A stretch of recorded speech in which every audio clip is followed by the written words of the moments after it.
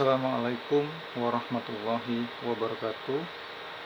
Alhamdulillah kita masih diberikan kesehatan dalam mengikuti kegiatan belajar mengajar pada pertemuan kedua hari Rabu tanggal 29 Juli tahun 2020. Anak-anakku, pada pertemuan kedua ini materi kita adalah respon PBB dan Belanda terhadap kemerdekaan Republik Indonesia. Baik, sebelum kita ke materi, kalian harus mengisi absensi terlebih dahulu di Google Classroom dan mengisi absensi juga di WA Group. Anak-anakku, siswa-siswi kelas 11 IPS yang saya banggakan. Baik, langsung saja kita ke materi dengan judul Respon PBB dan Belanda terhadap kemerdekaan Republik Indonesia.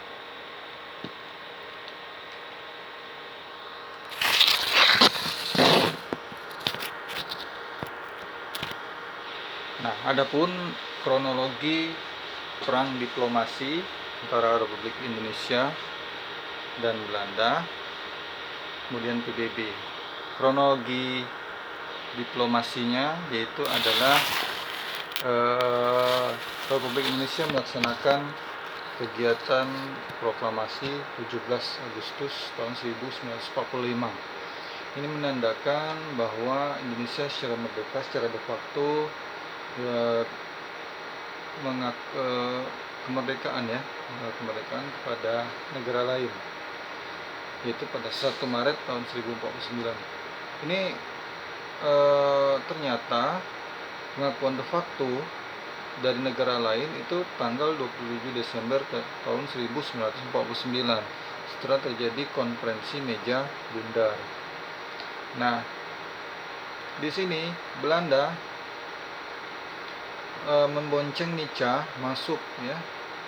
Jadi Nica itu adalah Netherlands Indies Sipil Administrasi. Jadi masuk menumpang datang ke Indonesia dengan APNE. APNE itu adalah pasukan sekutu, ya. Jadi terjadilah pertempuran kota, ya, berbagai kota. Ada pertempuran Surabaya, pertempuran Ambarawa, pertempuran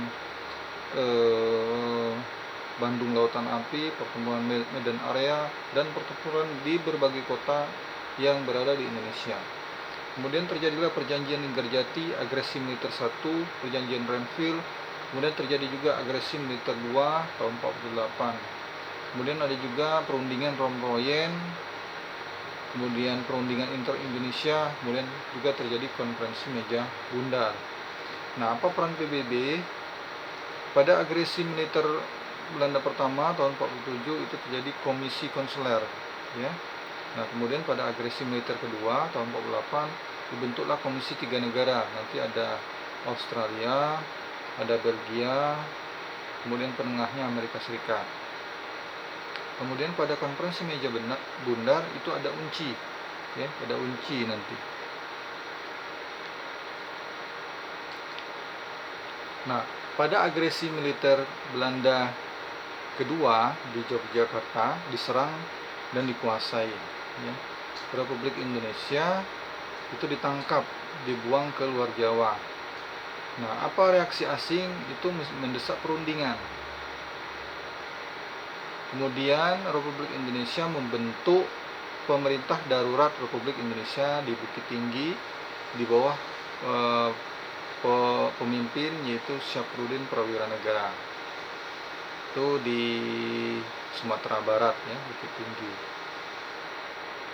Kemudian reaksi Amerika Serikat mendesak perundingan. Negara-negara Asia juga menutup bandara untuk pesawat Belanda. Nah, konferensi Inter-Asia New Delhi, India itu tanggal 20 sampai 23 Januari tahun 1949 mendesak PBB agar segera turun tangan menyelesaikan konflik RI Belanda.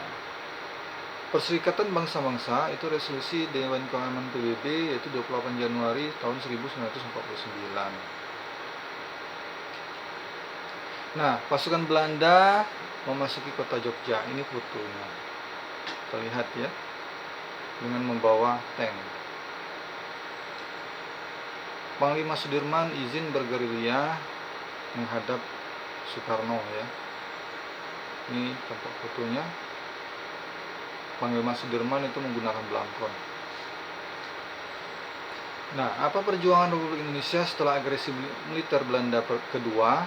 Yang pertama, membentuk pemerintah darurat Republik Indonesia di Bukit Tinggi dan exile government di India, dan mengirimkan utusan ke sidang Perserikatan Bangsa-Bangsa di Paris. Nah, mengirimkan delegasi Republik Indonesia ke New York membicarakan kerjasama ekonomi dengan Amerika Serikat. Tanggal 22 sampai 23 Januari tahun 1949 itu terjadi delegasi Republik Indonesia ikut konferensi Inter-Asia di New Delhi. Nah, diundang oleh Perdana Menteri India Jawaharlal Nehru. Ini membahas agresi militer Belanda kedua. Hasilnya mendesak Perserikatan Bangsa-Bangsa untuk turun tangan mengatasi konflik RI dan Belanda. Nah, resolusi Dewan Keamanan PBB 28 Januari tahun 1949. Nah, Belanda wajib segera menghentikan semua aksi militernya di Indonesia. Nah, sebaliknya Indonesia harus berhenti pula melakukan perlawanan terhadap Belanda. Yang kedua, Belanda untuk membebaskan semua tawanan politik termasuk para petinggi. Yang ketiga, dibentuknya Unit Nation Commission for Indonesia atau UNCI. Itu ya.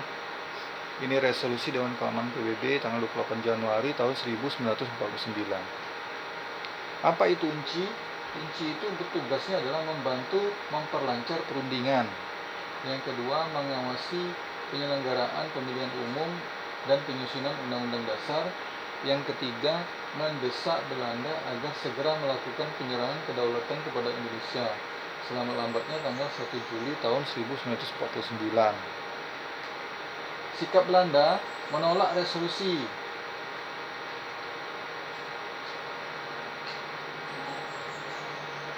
Tindakan Indonesia yaitu serangan OMON 1 Maret 1949. KMB Den Haag Belanda, pengakuan kedaulatan Republik Indonesia Serikat. Nah, ini sidang KMB di Den Haag Belanda. Nah, ini pelaksanaan penyerahan kedaulatan Republik Indonesia Serikat tanggal 27 Desember tahun 1949. Penyerahan kedaulatan Republik Indonesia Serikat di Belanda.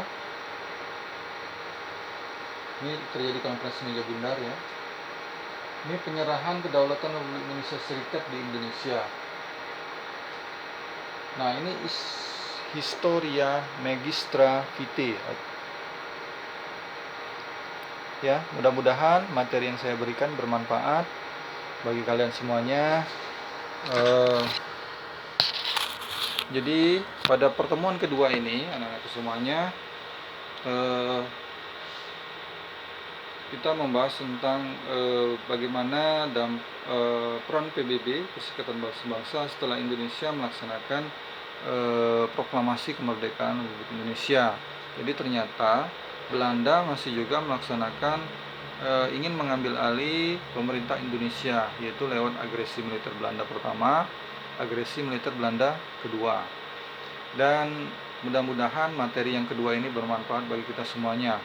Anak-anakku semuanya, nanti ada evaluasi ya, terakhir ada 2 soal, nanti lihat saja di deskripsi ya, dan jangan lupa like, komen, dan subscribe. Saya akhiri, wabillahi taufiq wal hidayah. Wassalamualaikum warahmatullahi wabarakatuh.